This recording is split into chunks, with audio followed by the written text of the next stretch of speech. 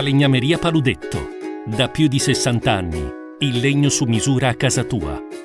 Parliamo di calcio, siamo in collegamento con Gianpietro Zecchin, allenatore della Cimestre. Innanzitutto, mister, buonasera e grazie per aver accettato il nostro invito. Buonasera a tutti, grazie a voi.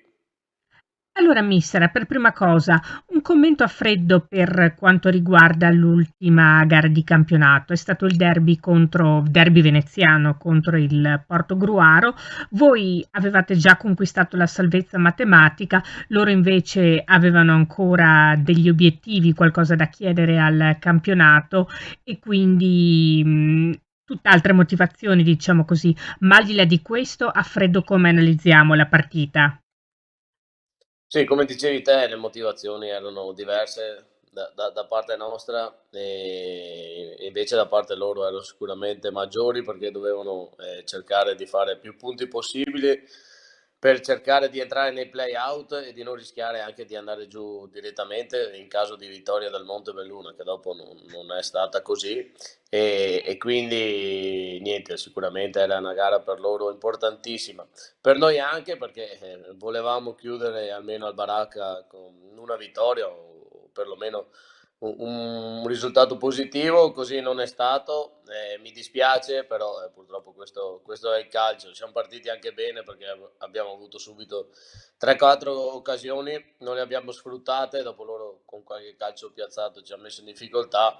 Poi al secondo tempo penso che era magari più giusto il pareggio, hanno trovato un gol su un bel cross e hanno fatto anche un bel gol e quindi hanno fatto questa vittoria importante per loro.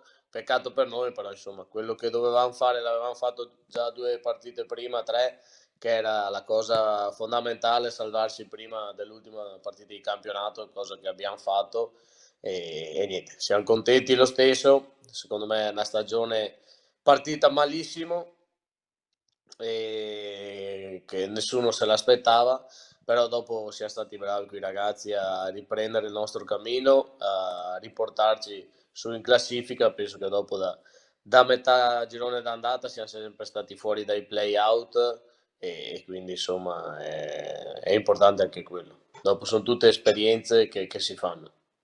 Indubbiamente, ma il fatto di aver risalito la china a cosa è stato dovuto principalmente? Uno scatto d'orgoglio, assetti tecnico-tattici diversi in casa, in campo, scusami, tutto quanto insieme, a che cosa in particolare? Beh, magari la partenza non ha sicuramente aiutato, poi si sa, a Mestre hai anche un seguito, un pubblico, che è la cosa che dà più soddisfazioni giocare a calcio, quindi se non hai tanta personalità in campo e senti i primi fischi, vengono le prime paure, le prime ansie.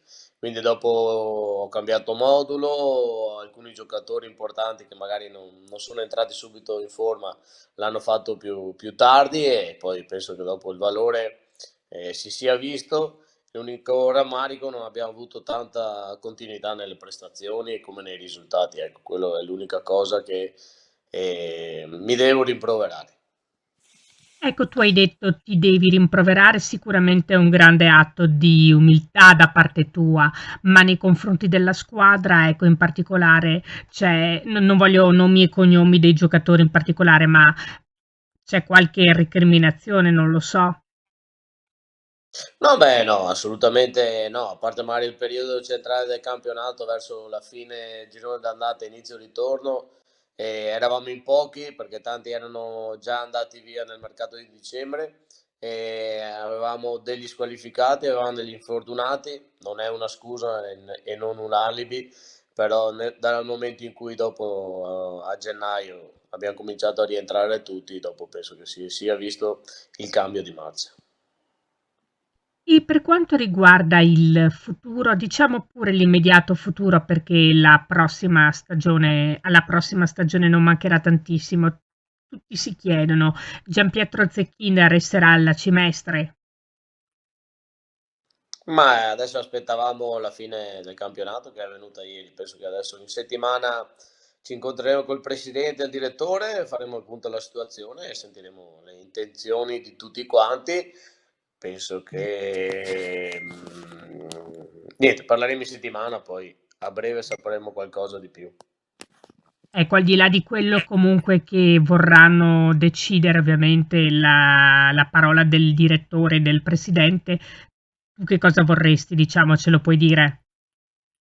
No, no, beh, rimanere a Mestre sarebbe importante, dopo anche un riscatto anche mio personale, magari dopo di una brutta stagione, no? Perché siamo riusciti a salvarci e dopo ogni stagione ha una storia a sé, anche se parti con dei presupposti importanti come era all'inizio di quest'anno, poi il campionato ti rivela ben altro, poi abbiamo visto che anche questo è stato un campionato strano e molto equilibrato, quindi fino alla fine sia i playoff che i playout si sono giocati fino alla fine.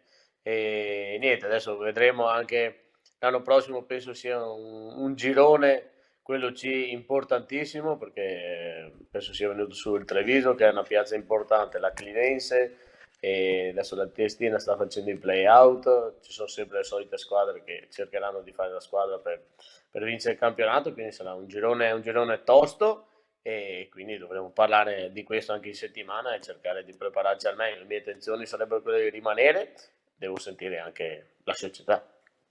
Certamente, diciamo che il fatto di rimanere in una piazza che conosci bene perché sei stato, come è noto, prima giocatore e allenatore poi, ti permetterebbe anche di far tesoro degli errori che hai citato prima e di non ripeterli più, nella prossima stagione, appunto.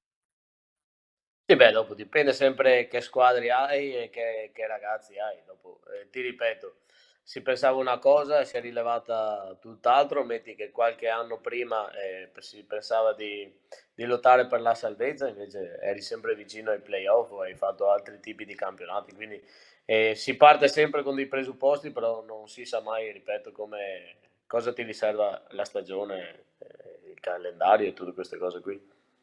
Certamente. E dunque per aver fatto il punto della situazione, come ad ogni fine di campionato è tempo di bilanci, ringraziamo di cuore Gianpietro Zecchin, allenatore della Cimestre, per essere stato con noi.